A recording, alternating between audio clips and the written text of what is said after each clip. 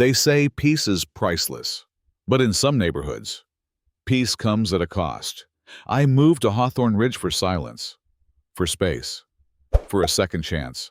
What I got was a war I never asked for, with a woman who thought rules only applied to everyone else. This isn't just a story about property lines or HOA drama. It's about standing your ground when no one else will, and what it truly means to reclaim your peace. My name is Mateo Reyes. At 42, I had finally outgrown the noise, both the literal kind that rattles your windows in the city and the invisible kind that grinds at your soul.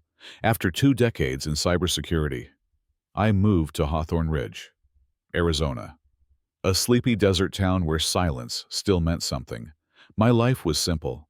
I worked remotely, restored vintage motorcycles in my garage, and watched the sun bleed into the canyons each evening with my pit bull, Rocco, at my side.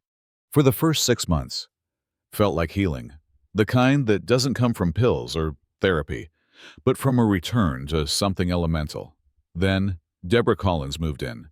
She came with a white SUV so shiny it blinded you at noon, and an attitude that seemed genetically engineered for confrontation. Within 3 weeks, she was on the HOA board. Within 6, she was the HOA board. The rest of the members faded into her orbit, nodding along as she launched her campaign of suburban purity. At first, I played along. Her complaints were absurd, but harmless. My gravel wasn't neatly combed. My cactus garden looked aggressive. Rocco was too muscular to be trusted. I smiled, nodded, and got back to work. Then one weekend, I visited my brother in Tucson. When I returned late Sunday night, I saw my garage door slightly open. My stomach dropped. I rushed over. Her SUV was parked inside, not in the driveway, not near the curb, inside my garage. On top of the epoxy floor I had installed with my own hands, my Triumph Bonneville was gone, shoved against the far wall like trash. My office desk was crumpled, and on my 3D printer sat a note in sharp, self-important cursive: needed a secure spot. You weren't using it properly anyway. D. My hands shook. That garage wasn't just a workspace. It was my retreat, my sanctuary, my therapy. I had sunk over 20 grand into making it self-sustaining. Solar, ventilation, backup generator. It was the only place I felt in control. I could have called the police. Maybe I should have. But I knew Deborah. She would spin it. The HOA would circle the wagons. And I'm not blind to how a brown guy yelling about property rights gets treated, even in 2025. So I called Eli.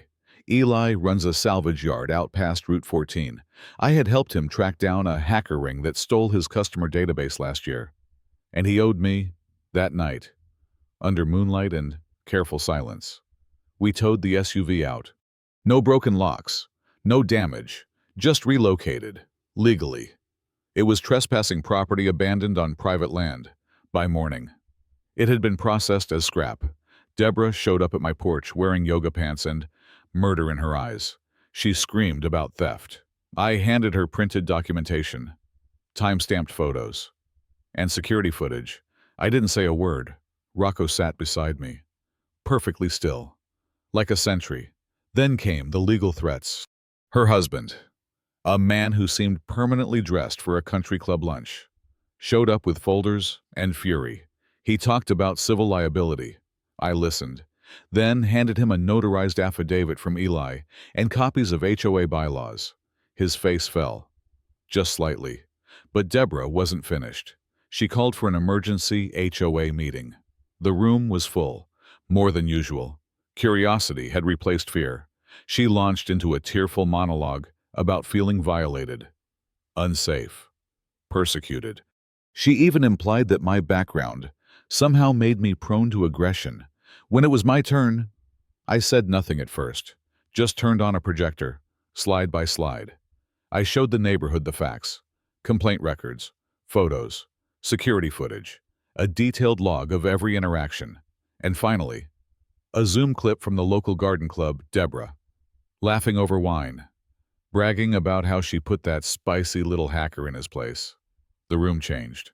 An elderly veteran stood up, voice shaking, and admitted Deborah had threatened to fine him for his old trailer if he didn't vote her onto the board. A single mother confessed she had been fined $800 for leaving Halloween decorations out past the deadline. Deborah tried to interrupt. No one let her. She was suspended from the board on the spot. But the story didn't end there. A week later, I received a manila envelope in my mailbox. No return address. Inside was a dossier, scans of forged signatures, manipulated vote counts, even a fake email chain created to simulate a majority vote. Deborah had never been legally elected.